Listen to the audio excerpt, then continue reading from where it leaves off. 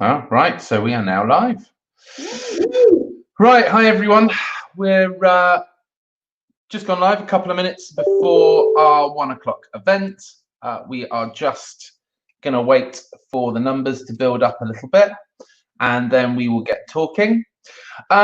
Just to say, obviously, we're here to answer any questions or queries you might have. So please feel free to post questions as comments, whether you're watching us on YouTube or Facebook. Doesn't matter. Just post your comment on there. We can see them all on the dashboard that we're looking at.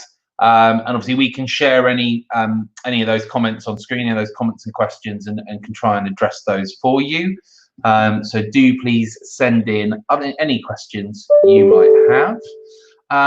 But otherwise, yeah, Sean and I are gonna be talking a little bit around inventories. We'll start off with the more technical element about what an inventory exactly is, what makes a good inventory, why it's wise to use an independent inventory clerk rather than to generate a document yourself, and sort of key pieces that must be covered in there. Yeah, we'll cover those bits and pieces, and then we'll talk around some sort of things that we've learned from the experiences we've had involving inventories over the years. And yeah, then we'll go from there. So see the numbers building up a little bit, which is nice. We're just going to give it probably another minute or two, and then we will get going. Cool, sounds good to me. Yeah. Does everyone have a nice weather this morning? I was slightly. Do you know what? It's lovely out. I know it didn't look that nice, and then sort of got all jeans and everything on and went outside and was like, no, this is far too warm for me. To be fair, here in Bournemouth, Bournemouth is absolutely stunning. In fact, I just realised just before we went on the call that I had all my washing out for everybody to see in the background. So I quickly rushed out to get it back in again before anyone saw. But it's all dry. Half an hour, all done. Done. Good. Okay. Cool. Well, look, we're sort of a minute in, so we'll get going. Hopefully, people will jump in and do some comments as we go along.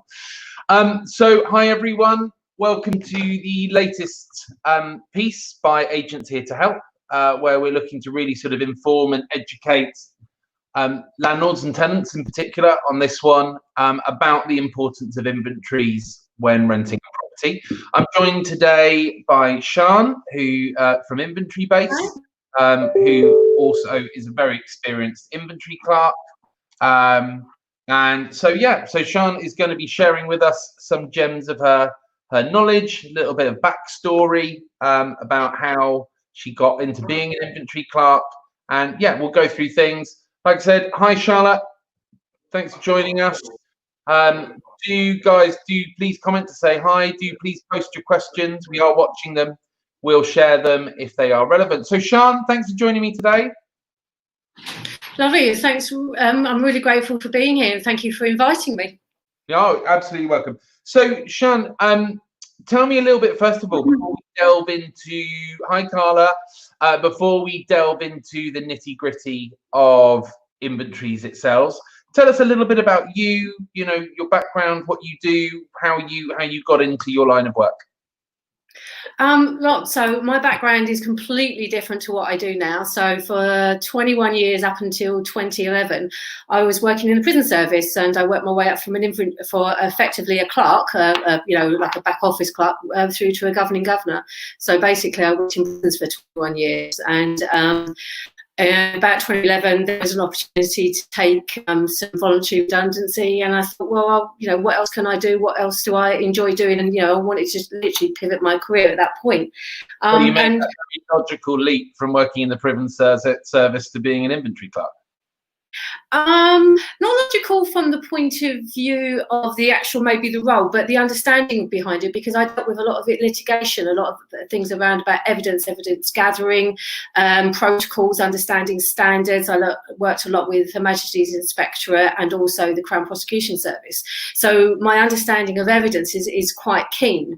And one of the reasons I started this particular business, because I still run my own inventory company, is because basically I felt fell foul of a poor inventory. I fell foul of a not so great letting agent a good few years ago, and I thought, well, I could do this better.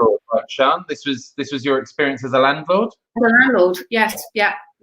So because of that experience, because basically I was left with a property that I really wasn't protected by the report, I was very much out of pocket, and I thought, well, this can be done better. Surely there's a better way of doing this. So when I left, I effectively started my own business and started working out, well, what does an inventory look like? And one of the first things I found was it differs, right across the board, different regions, different people, different providers. So what I wanted to do is try to help standardise the report. So the first thing I need to do is find out, well, what is an inventory report and what makes a good inventory report. Yeah. And from my personal perspective and how I train clerks, etc., is about the detail. The fact that you've got to have a frame, you've got to have a methodology for capturing it, making sure you're capturing everything that I, as maybe a tenant, would see or the landlord would see. So for those, Sean, just to cut in there, for those, I'm sure pretty much everyone watching has a good idea of exactly what an inventory is. But for those who aren't completely clear, so I think some people get mistaken that an inventory is literally just the contents of a property. But a good inventory, I think, as we both know, is a detailed record of the entire property, right? So you'll talk about everything from floor coverings and the walls and the curtains and the light fittings and the plug sockets and the fixtures and fittings, all the way through to your sofas, your table lamps, your etc., and it will talk about the state of the garden, the state of the front garden, the state of the window, all this kind of stuff. So it's literally a top to bottom list of everything that makes up the property and its content and the condition of it. Yeah.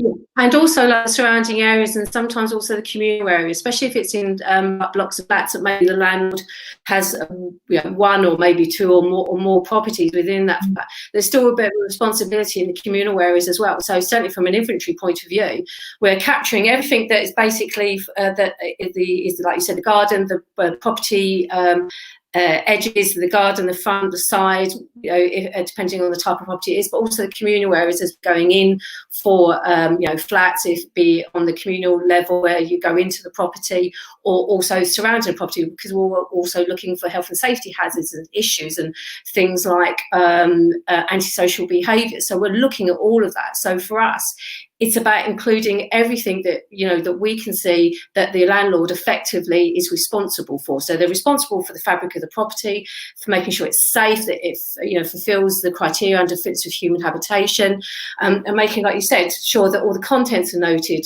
Doors, windows, frames, ceilings, windows, and everything therein, especially around the furniture and appliances. Everything gets recorded, or at least it should.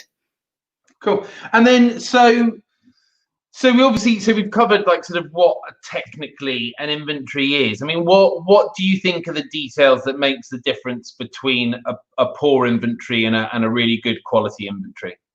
A lot of it is down to the description, not only describing the items, but also the condition as well. So if you say something's white painted, well, it doesn't really tell you very much. But if you say if it's like a door, it's like white painted wood, what accessories it's got, then if when it comes to checkout, those accessories are damaged or missing, it's very. So the more detail you have, the better it is, the better report it is, especially effectively, you're creating a document that realistically should be signposted to the adjudicator, and they won't go to that house. They won't see it as part of that adjudication process. During a deposit dispute, they will not see that property. So you effectively have got to give them all the tools to understand what that property is like, what it was like at. So in that example you gave, you should also be saying things like sort of freshly painted, or signs of light wear and tear, or light scuffing, or medium heavy scuffing, etc. Yeah, but also showcasing that. Don't just be saying it, but showcasing. So I teach people to sign, reference, and signpost. So you're saying what it is, you're referencing, so you're signposting where it is, where it exists, and what it exists on, and then you're referencing it by pictures, and also, if depending on your kind of service, video as well. So that again, that deposit adjudicator can see exactly what you're saying, which is effectively subjective evidence, and then that's then made into objective evidence by what you're physically showing them through the pictures or through the video. So you're qualifying what it is you're saying. So that's really important, isn't it, to have both the written record and a visual one, like you said, photos, maybe video, you know, depends on the service. One thing I've seen some inventories, you know, quite a lot of inventory clerks do, is they'll quite often, when they're taking photos of things, they will have something in that photo to give scale. So they might hold a ruler against it, or they might just hold, you know, a biro pen or a coin, just something so that, you know what you're looking at, you know what the size it is. Because I think, as we both know, right, you could have a scuff on a wall, you zoom really in, it could look like the whole wall's dark, you know, or you take it too far out, what could be quite a large scuff could on the photo look like it could look completely different, couldn't it? Yeah, absolutely. Which is why I always say to people, signpost. So for me, I know some clerks who will signpost like on walls, like wall 1, 2, 3, and 4. I tend to do it more of a, if I'm walking into a room, there's a scuff on the wall to the left, so I'll say scuff to the wall, left or lower left as you enter, because you've got to remember is that report's got to be read by everybody, the tenant, the landlord, potentially the deposit adjudicator, and potentially a judge, depending on, you know, how far that report goes. So if you aim your report to the highest possible level, then everybody else is protected. And by signposting and referencing, you're telling people exactly where to look. So they'll walk into that room, they'll look to the left at the wall, they'll look down, there's the scuff. I tend to use fingers, you know, as an example of, you know, signposting, purely because I won't ever forget it. It's effectively consistent, and most finger looks like. So from that point of view, don't vary that much, right? Even if you've got small hands or big hands, we're not talking. Yeah, I mean, that's great. Like you said, you've always got it with you. It's very easy to do. Yeah, I mean, things like pens, etc., and some people use small rulers. That's fine. The only thing I ever say to people is just make sure you're consistently using the same or similar item all the way through, because you want consistency all the way through that report. Because if you use a different type, then you could skew the way the picture looks or the way it's interpreted. So, you know, keep that consistent. Now, look, is it okay for a landlord to get or create an inventory and just have that and literally just use that at the end of a tenancy, just to refer back to that? Or, you know, if you talk to any of the tenant the deposit schemes, what they say is they will accept evidence. That's effectively what they say. I will accept evidence that you put in front of me. However, the problem that some landlords have, and I can honestly say this because I've been a landlord, is the fact that we tend to look at properties a little bit differently as inventory clerks as to landlords. So certainly when I was a landlord, and I had this issue when I first started out as a landlord owner, my perspective on the property was more about the emotional side of it, i.e. that's my property, it's been left in a terrible condition, you know, and it's like, you know, I put heart and soul into that and I looked after it and it hasn't been looked after. Whereas as a clerk, I'm looking at, okay, there's been a change, what is it, where is it, to what extent does it exist? So my evidence is more fact-based, and I'm taking the emotion out of it, so I'm not missing anything. And I think for me, certainly that's where the biggest difference is that landlords can do their own reports absolutely fine, but you need the detail and you need to include everything, not what you think you're happy with or don't want to include. I mean, I've had that before where landlords said, don't include this, I don't want that shown. But if you're then going to rely on that at checkout, if something goes wrong and you don't have that information at the beginning, then if it's not in the report, you're not covered. Exactly. You can't be confused at the beginning. Yeah, what's really important landlords understand, I think this often gets lost in the conversation, is that, you know, fundamentally we're talking about whether it's a tenant paying out of their pocket or whether this is something that's going to be deducted from their deposit. It's the tenant's money. Until a landlord or their managing agent can substantiate that claim, you know, gone are the days when landlords or letting agents could just go, oh, there's a cigarette burn in your carpet, we're keeping your whole deposit. Yeah.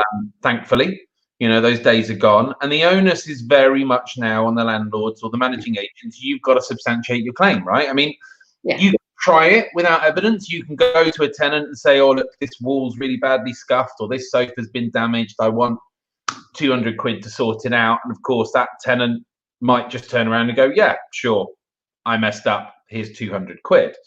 But if the tenant doesn't readily accept that, that's really where this all comes to play, right? Because absolutely, first of all, they've got to have that conversation with the tenant about, well, no, here's the evidence to support that claim. If that doesn't reach, excuse me, if that doesn't reach an agreeable solution, then the likelihood is that will result in a dispute with one of the tenancy deposit regulation services, and that will get passed to an adjudicator. And obviously those adjudicators will very much look at evidence, right? They're not just going to take an email from a landlord saying, oh, this was nice, it's now not, and I want 200 quid. You need to rule to give it to me, right? That adjudicator is going to want to see black and white evidence that substantiates that landlord's claim. Exactly, and evidence that can be backed up, that is substantiated by pictures, by video, that they're date and timed, it's very clear that that's exactly when they were captured, because you will get that argument about, oh, are you sure it was done at that time? It could have been done later, that could have been doctored, etc., etc. But certainly with apps at the moment, certainly with inventory-based app, the date and time is embedded. It's a point of capture. That's when that metadata is taken. So therefore, it's very clear that exactly on that date is when that issue was noted by the clerk. I mean, we used to use, certainly when I started out, paper, showing the date and the dates on the front of the newspaper to qualify when your report was done. But obviously we've moved much further ahead since then with apps, and certainly with the inventory-based app. But you're right, at the end of the day, the money is the tenant.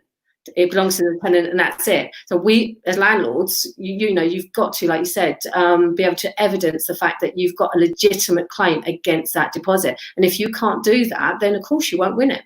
Now, to really make that watertight, right, Sean, it's really important that landlords or their inventory clerks involve the tenant in the creation of the document, right? So whether the tenant is there present and it's a digital document done there, or whether tenants are provided with a copy of that document to review. Like for us at Base, I'm pretty sure we give our tenants 28 days. So we will provide them, typically we'll get a check-in done with an inventory clerk. So we'll have a very basic schedule of condition when our tenants move in, which is literally just like a 2-page document saying, yeah, it's generally clean, meter readings, keys handover, and it will highlight anything major. Before that check-in process takes place, obviously our clerk's gone and they've taken all their notes and everything else, but our reports aren't ready at that moment the tenant moves in. They have to be generated. So we'll usually send that report to the tenant 2 or 3 days later. And we will then say to our tenants, right, you've got 28 days to review the document, notify us of any changes, notes, alterations you want to make to that. And yeah, basically you need to get those back to us within 28 days. If you don't if you don't notify us of anything within 28 days, then that is taken that you're accepting the document as accurate as received. And that is what we'll refer to at the end. So whether it's the document we provide because there's no notes, obviously if they do come back with notes, we'll save those. They might actually annotate it in the document. It is really important to involve them so that that record's validated, right?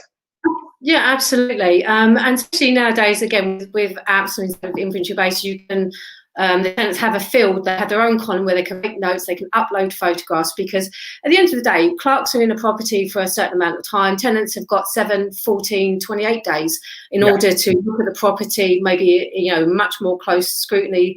And so, there are things that will come up, and that's absolutely fine, because I do think tenants need to have the right to be able to comment.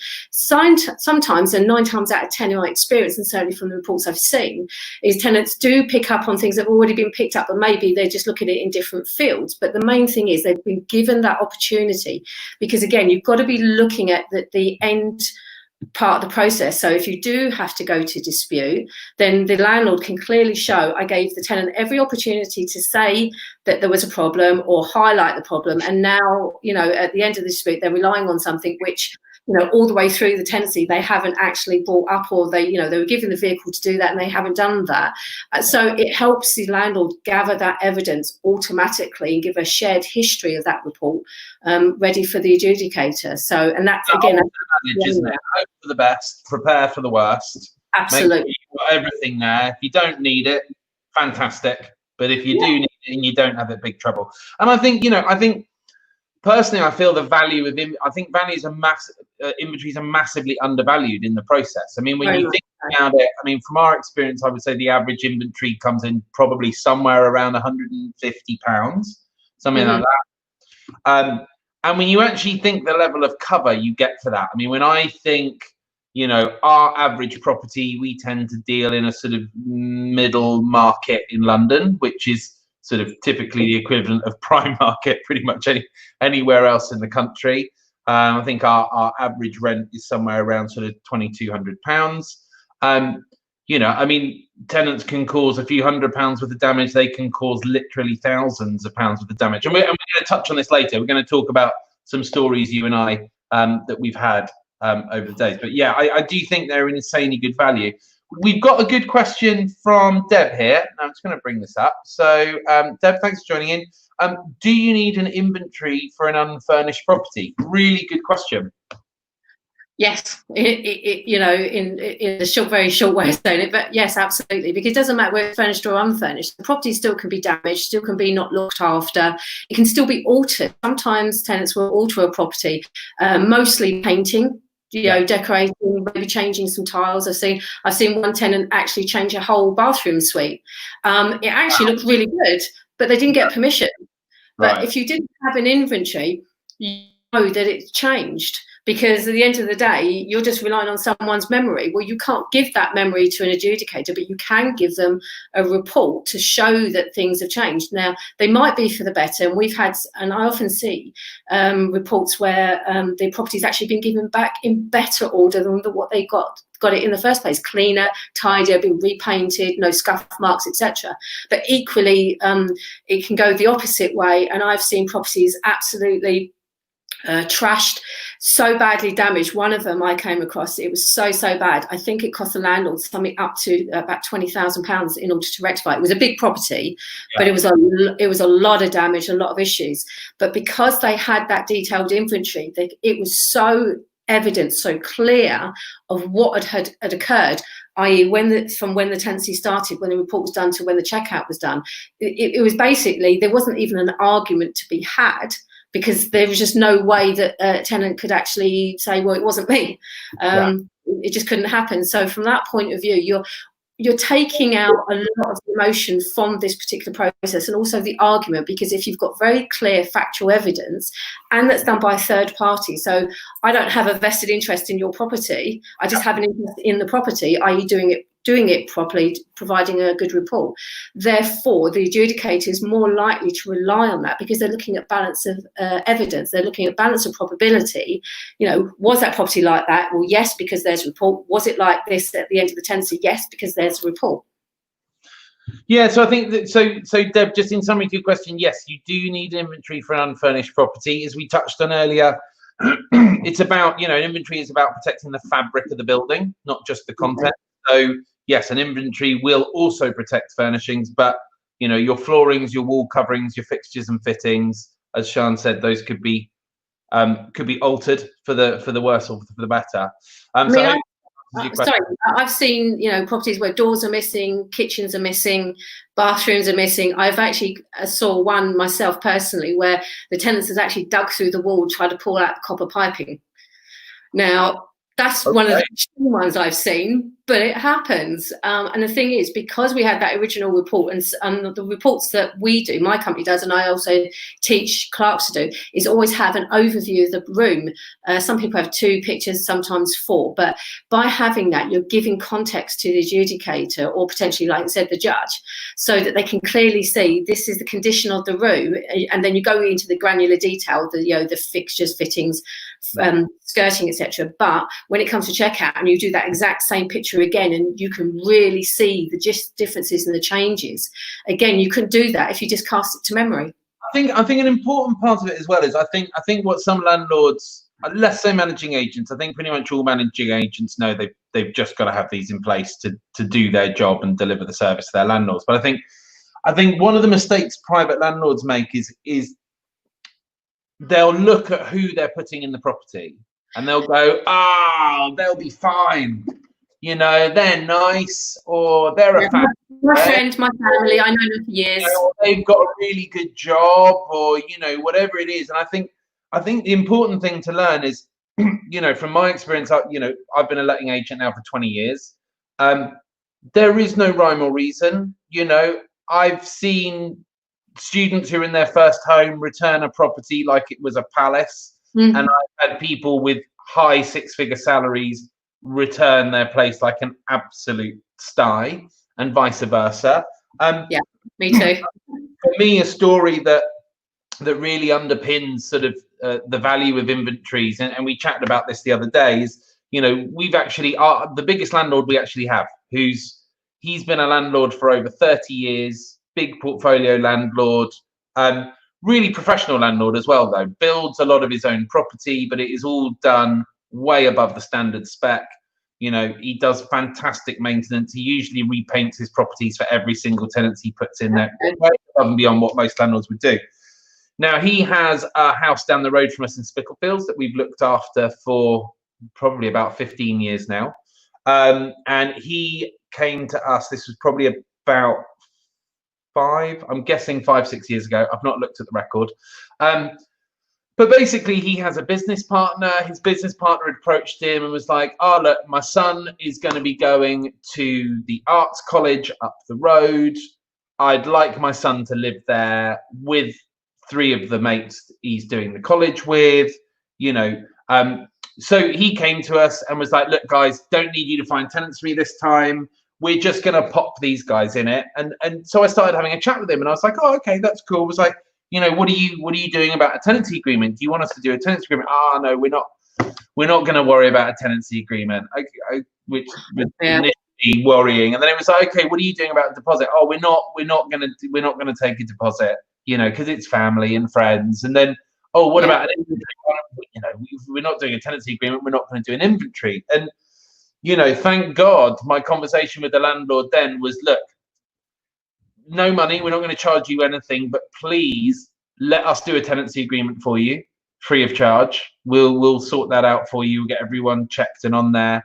Please take a deposit. I mean, at the time, this was before the tenant fee ban, we were still taking 6-week deposits, but we were like, look, at least take a month's rent. And it was, you know, it's a serious property. It was, I think, about £4,500 a month in rent. So you're looking at £4,500 deposit.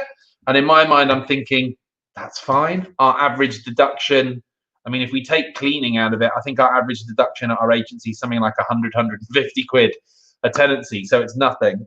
You know, we were like, look, just safeguard yourself. Yes, it's your partner's son, but, you know, there's 3 other people. You don't know who they are. Yes, they're all from wealthy backgrounds, but experience is often. That doesn't mean anything. It does not mean anything. It means clean. Young as well, and that's quite often actually more of a red flag than anything else.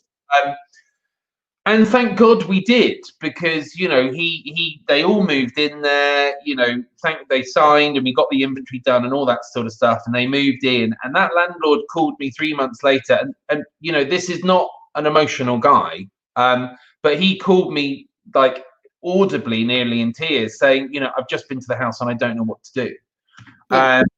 You know, and he started telling me, and I said, look, not a problem, just leave it to me. I was like, this is really difficult because it's your business partner and their son, and, you know, it's fine.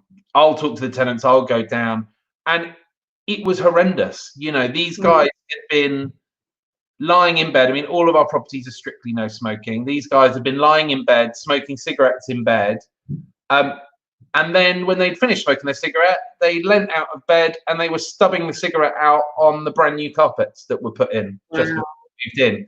There were literally ashtrays on windowsills everywhere, just overflowing. Things spilt, just left, nothing wiped up. They were all art students, so they were doing sort of art projects at home. 2 of the rooms in the property had these beautiful parquet wood floors that had all been sanded and lacquered just before these guys moved in. These guys had been doing spray paint artwork on the floor. They hadn't put any paper, anything down. And, you know, it turned out, you know, I think everyone's getting the point by now. But it turned out that we got them out within another 3 months, got them to surrender the tenancy and go somewhere else. In that 6 months in the property, they'd caused £15,000 worth of damage. And then the interesting thing was, we obviously then turned around to the tenants and said, look, here are the works that are having to be done to rectify. I mean, basically, the whole house was repainted before they moved in. It had to be repainted again. Half the carpets had to be replaced because they had cigarette burns in. I mean, all sorts of stuff. They literally, in the 6 months they were there, they never put a single bag of rubbish out on the street. They just stockpiled it on their patio. So we had an 8-foot-high stack of black rotting bin bags. I mean, just did that at home. talking about it now. But why the documentation worked was, when we first went to the tenants, or rather their parents, you know, we ultimately went to the parents and copied the tenants in, because it was the parents paying for everything. And we were like, look, here's the works bill, here's the inventory. There's £15,000 worth of damage. So we'll take the £4.5 grand deposit off. That leaves, you know, another 11 grand or whatever it was. And so, you know, it was like 2.5 grand per person that they needed to pay. And their first response was, come and get us. You know, one was Spanish, I think one was German, I think one was Swiss, and all the parents lived abroad. And their instant response was, what can you do about it? What are you going to do about it? We're not paying. And we turned around and said, well, we've got a tenancy agreement and we've got the inventory. So it's very simple. Your kids have just started a 3-year degree course and will be going, you know, from what I understand, all of them are looking to secure employment in the UK immediately after that. So it's very simple. You don't pay, we'll raise it, we'll flag it with the TDS for dispute. And then we'll go to court. If we don't get the ruling we want, we were actually talking about going direct to court. And all three parents who are very wealthy all sort of went to their family solicitors with the documents and evidence we'd sent them. And within 24 hours, all three parents had sent me an email saying, please give me your bank details of where we need to send the money. And there you go. Yeah, that was, you know, that was a perfect example for us of, you know, a tenancy where the landlord really felt they didn't need any protection. They didn't even want a tenancy agreement, let alone anything else in place. I mean, could you imagine if we didn't have that? I mean, absolute disaster. They would have walked away and the landlords would have been left with that £15,000 bill. Absolutely. Exactly. So, you know, it just goes to show, you know, it's not about whether you think or believe that tenant is going to do something, because the bottom line is, by the time it's happened, right, it's too late. Exactly. And when you think about it, what we're doing is we're doing risk mitigation. We're evaluating the potential risks and making sure that we're minimizing any potential that we're going to get to that point, you know, as you know, when it comes to the end of the tenancy. I mean, it might be a good time to show a couple of the slides if you don't mind. Yeah, let's share that. We go to that first one. So these kind of figures of what everybody probably is already aware of, that there's 4.7 million households in the private sector. We were talking about average deposits. The average is 1,299. That was marked in 2019, might be slightly different now. And there's 1.9 billion estimated deposits held, and this is TDS figures from last year. So you think that's 1.9 billion pounds worth of tenants' money in these various schemes held against the property that potentially could indemnify the landlord should anything happen, but without the evidence, they're not going to get anywhere near. And it's interesting, and I didn't realise this, that 67% of disputes are actually raised by the tenants.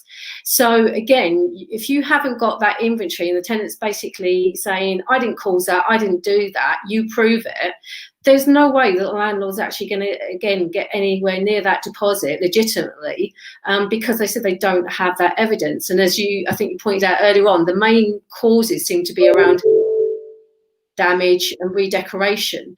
And again, from an inventory clerk point of view, we need to showcase that property. So should that end up in dispute, that adjudicator can see exactly what that property looked like, what it included, what damage has been done, to what extent. I mean, one of the examples that I have is around switches and sockets, and I'm always banging on about these, but they're a really good example that if you don't capture that information, say you're a landlord, you're doing your own property, and I've seen it before, we've had a one-page report that says everything's been cleaned, everything's been newly painted, everything's been carpeted, that's it. and the property comes back and the switches and sockets have been changed. They've been changed from white plastic to chrome or vice versa. But the original report doesn't have any detail on that because the landlord didn't think that that was of use.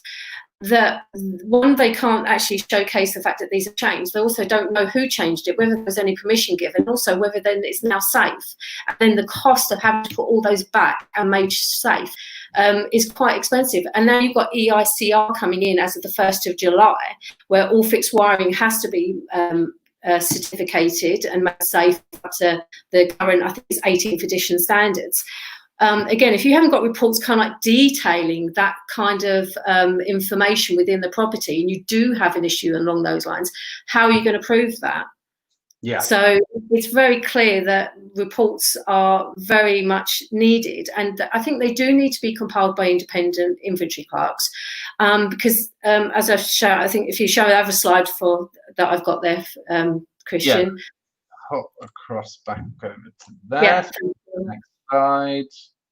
Yeah, obviously it's about the evidence, and with the evidence, with the report, then it's a balanced judgment. The adjudicator or the judge can make a balanced judgment based on what you are putting in front of them, and by showing and evidencing the change from inventory to checkout, the adjudicators then got the ability to make a balanced judgment, a fair judgment on both sides, not just for the tenant and for the landlord, but for equally both of those people. So that, you know, if monies need to be deducted, they can be, but equally, if the tenant's given the property back in, in a much better order, we can showcase that.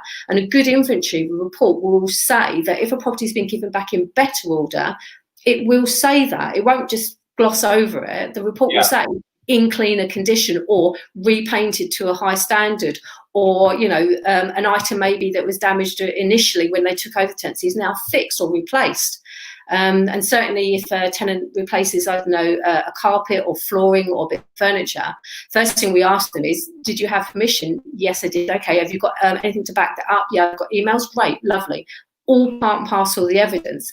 And if you go to the next slide. Yeah, let's hop across. Bear with me 1 sec. Here we go. One of the things about inventory clerks is that we can take out the emotion side, so that we look at the properties very objectively. We are impartial because we've got no vested interest in that property. For us, it's just something, a property, a flat, an area that we've got to record accurately into the best of our ability. Clerks are professional. They're doing quite a hard job. It's not an easy job, and I would argue anybody to say that it is, because there are days when you are literally wiping your feet on the way out as opposed to on the way in.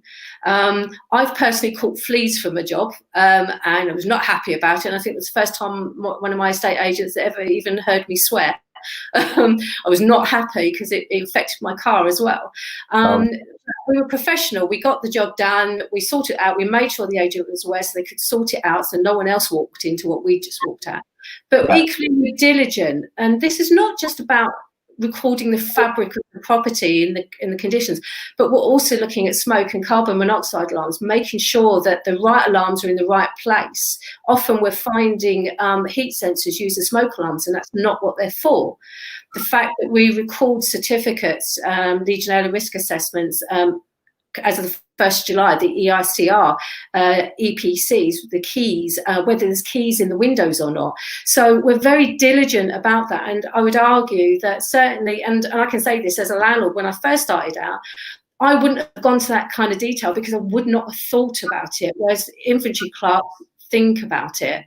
And the other thing, if we go to the next slide, is the fact that because we are impartial, we often get involved in a lot of conversations, certainly at checkout, between the agent and the landlord, especially if things aren't going quite right. And I've had a few of those myself, where, tempers get a bit heated, etc. And the amount of times clerks kind of step in, calm the situation down, effectively provide a more professional kind of like balance to the conversation, so that people are thinking more clearly, because we're there, we can help, we understand the industry, and we can offer advice. And a lot of agents don't realise how much information clerks actually have.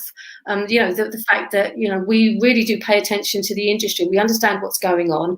We know that we've got URPNs coming in on the 1st of July, that we've got IEICR coming in, you know, from the 30th of June at midnight coming in, you know, and today, this morning, I'd attended the ALA webinar about EICRs. So there's a wealth of knowledge that inventory clerks can bring, and I know, and from personal experience, that we often are relied on by agents for that understanding experience. And I certainly got that during the tenant feedback, where I was advising clients on what was included, what was not, what they could, what they couldn't do, etc. So they're an invaluable resource, and they're a resource you can bring in and use when you need them. You know, have them ready for you for when the reports are needed to be done at inventory and checkout. So they're a vital service, and I think you said quite rightly earlier on, they're not really well known or kind of like revered for the kind of service and the professionalism they actually bring. They're just not really thought about in that kind of context, and yet they do bring so much. I think that's the plague of lettings, though. I think, isn't it? I think it's the same with gas engineers. It's the same with letting agents and property managers. Yeah. I think until a landlord has something go wrong, it's very easy to be like, you know, I can do this. It'll be fine. It'll be fine. It's a normal thing. It'll be fine. And it's when something goes really wrong, that's when landlords suddenly go, oh, actually, I should have paid for a letting agent, because they would have advised me to do this, or they would have been liable for the fact this wasn't in place for when the tenant moved in. Or, you know, like you say, you don't have a professional inventory. You know, I remember we had a handful of landlords when we started who would sort of do their own inventories, and, you know, they were on average, I would say, probably 5, 6, 7 pages long. I mean, I think our average inventory at the moment is probably more like 40 pages. Well, yeah, exactly. And it's not necessarily how many pages, it's what it includes. But I mean, definitely on that, you know. I get your point totally. But it is about that detail. I mean, I recently did a report on a property, and the landlord gave me their version, which was about, I think it was about 20 pages and about 36 photographs. Yeah. I gave them back a report, 241 pages and 1,000 photographs. Whoa. Because that's what I found. Not because I wanted to be particularly picky or make a point. That's what I could see. And if I can see it, the tenant can see it, and the adjudicator needs to see it if we get to that point. And that's touched on. If it's not in the report, you're not covered. That's the bottom line. Exactly. And the big thing, you know, if it's not in there, you've got no proof of record. I mean, there are sometimes workarounds. Like if you've had a brand new kitchen put in, you can obviously provide evidence that has been put in. That has been put in, and you can say, look, here's the invoice literally a week before the tenants moved in for a brand new 20 grand. There are workarounds, but it's not common. It's not common that you're going to have that. It's not common that everything in your property is going to be brand new, and that you're going to have sort of substantiated evidence. Which is why I always say to agents, you know, certainly make sure that you've got the manual folders in the property, so it shows you, you know, how tenants can actually use the appliances. Because if they don't use them properly and you didn't give them a manual, that's an argument. That's a potential loophole. Certificates, again, same thing. If you haven't given to them, then they could be used, and so you might not get your section 21, not be able to start that process. Certainly from a point of view of you touched on was really important. You know, legally you have to have that tested on the day they move in, right? So I know our inventory clerks, that's a very key function they do for us. They do that so that A, we know our tenants are safe, but obviously also B, so our landlords are compliant. And we've got a record of it. It's not just a landlord saying, yeah, I tested it. Yeah, it is absolutely fine. And the thing is that those should be tested at checkout as well. So that then, as the managing agent or the landlord, have got ample time to rectify any issues and make sure that everything is up to standard. So they should be checked at inventory and checkout. Great. All right, Sean. I think we've done a pretty detailed top to tail there. So Sean, just quickly, just to round things up, can you just tell us a little bit about inventory base? Because obviously inventory base isn't per se an individual inventory provider, is it? It's a sort of platform for inventory clerks. So That's right. A little bit about why would a landlord want to go to inventory base, or why would another inventory company want to join inventory base? Right, so Inventory Base is, like you said, is the software provider. They provide the platform, the app, in order to be able to capture the information at the property. One of the really good key benefits, and one of the reasons I joined Inventory Base, because I still run my own company. I work with Inventory Base on the academy side of things, but I actually also am out there doing reports. So I was out yesterday and I'm going to be out tomorrow doing them. So I'm hands-on, so I know the industry. And one of the reasons I went to Inventory Base, I needed an app that was scalable, that did what I needed to do in the field, in real time, efficiently, quickly. So I'm in and out of the property as quickly as I can, but we're capturing all the detail that I need. So they provide with the software, with the app. It's easy to use. It's easy to manage. Clerk that wants a good bit of kit that's built by people who really get the inventory process, that's going to make your life easier. If you're not already on them, go and check them out. Is Inventory Base something landlords can use, Sean, as well? Yeah. I mean, anybody can have an account. It's entirely up to them. You know, we have landlords, agents, letting agents across the board, you know, from corporate down to small to online as well. So it can be right across the board, really. You know, if you need an inventory done, if you're doing in-house, doing it yourself, outsourcing, you've got to find inventory clerks through Inventory Base. I'm sorry, say that again. Can landlords find inventory clerks through Inventory Base as well? Yeah, I was literally about to touch on that. So we've got a new initiative called work streams, and part of work streams means that it's bringing both the buyer, so that would be the landlord, could be the agent, online agent, and the supplier together online on the platform within IB, Inventory Base, so that it gives a really good platform to be able to talk to each other, to be able to put work on and offer work out and bid for that work in a very safe, secure way. And we've got protocols in place, we've got guidance, and one of the things I do from an inventory-based academy point of view is we're offering support constantly right the way through the process. Because one of the things that, you know, some apps don't tend to do is they give you the app, but then help you with the technical, but it's the actual job itself that a lot of people need help with.